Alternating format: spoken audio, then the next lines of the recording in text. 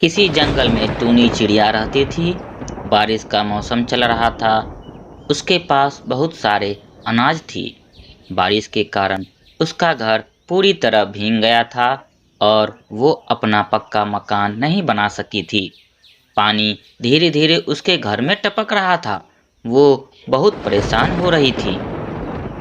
बारिश का पानी तो बहुत पहले ही आ गया है। धीरे धीरे ठंड भी लग रही है। मैं अपना पक्का घोंसला नहीं बना सकी। अब मैं क्या करूं? बारिश का पानी तो सीधे मेरे घोंसले में आ रहा है और धीरे धीरे घर के अंदर टपक रहा है। अब मुझे किसी की मदद लेनी ही चाहिए, नहीं तो मेरा घर पूरी तरह भीग जाएगा और जो अनाज है वो भी भीग जाएगा। टूनी चिड़िया कुछ अनाज लेकर उड़ने लगती है और किसी से मदद लेने चली जाती है। वो उड़ते उड़ते बहुत सारी चिड़िया को अपने घर में रहते हुए देखती है। उन्हें देखकर वो बहुत खुश हो जाती है। उड़ते उड़ते वो कार कौवा के घर के बाहर आ जाती है और उनके घर में पहले से ही बहस हो रही थी। घोड़ी कौवा, उठिए और मुझे कुछ खाने को दीजिए।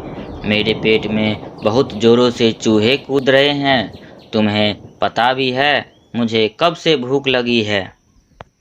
सुन रही हूँ आपकी आवाज़। मैं बहरी नहीं हूँ। मैं क्या करूँ? घर में भोजन खाकर मैं नहीं बैठी हूँ। मैं भी तो भूखी ही हूँ। अरे दो ना खाना, हम दोनों मिलकर खाते हैं। मुझे बहुत जोरों से भूख लगी है और तुम्हें भी भूख लगी होगी ना। अच्छा, यहाँ क्या अनाज हमारे घर में उगते हैं? यहाँ अनाज का एक दाना भी नहीं है। कहाँ से तुम्हें खाना दूँ? मेरे पेट में भी तो चूहे कूद रहे हैं। अरे यह बारिश भी रुकने का नाम भी नहीं ले रही है। काश अनाज खुद हमारे घर चलकर आता और दरवाजा खटखटा कर कहता, दरवाजा खोलिए, मैं आ गया हूँ आप दोनों के पेट में जाने के लिए। तभी दरवाजे पर टूनी चिड़िया दस्तक देती है और जोरों से आवाज लगाने लगती है। अरे गोरी कौवा, अरे काला कौवा, दरवाजा खोलिए। मैं बाहर बारिश में भीग रही हूँ और बाहर काफी ज्यादा ठंड है। कृपया करके मुझे अंदर ले लीजिए। तभी काला कौवा और उसकी पत्नी काली कौवी को आवाज सुनाई दी।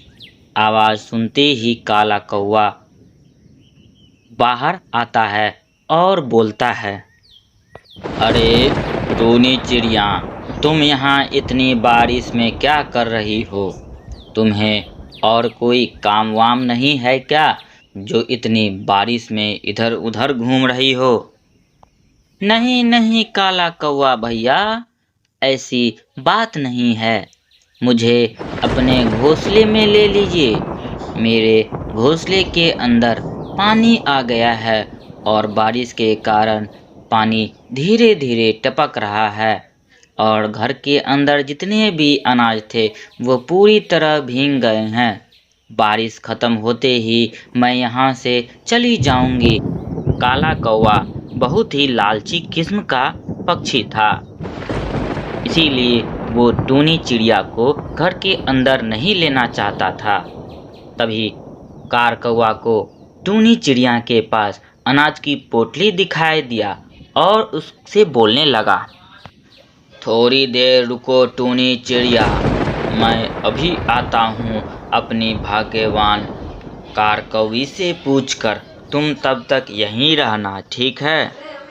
अरे भाग्यवान, बाहर टूनी चिड़िया आई है। वो बारिश में बहुत भीग रही है और उसका घर बारिश के कारण पूरी तरह भीग गया है और उसके पास जो अनाज थे वो सब भीग गए हैं और उसके पास एक छोटा सा अनाज का पोटली है। हमारे घर में बारिश रुकने तक रुकना चाहती है। क्या टूनी चिड़िया अंदर आना चाहती है? तुम्हारा दिमाग तो ठीक है ना? ये हमारा घर है, चिड़ियों की धर्मशाला नहीं। जब मन तब आए किसी पक्षी को घर के अंदर ले लूं।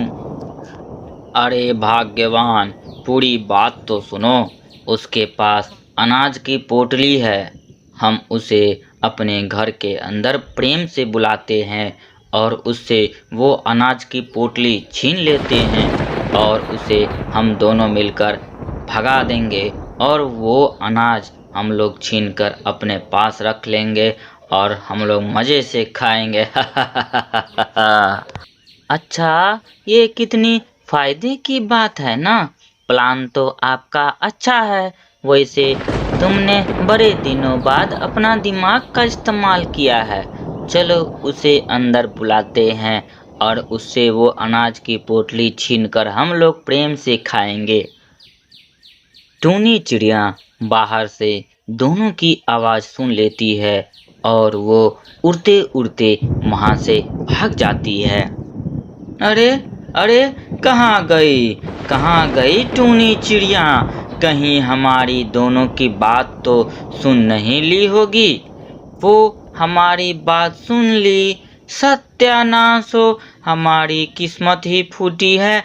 बहुत दिनों बाद हम लोग अच्छा से भोजन खाने वाले थे। अब मैं क्या करूं?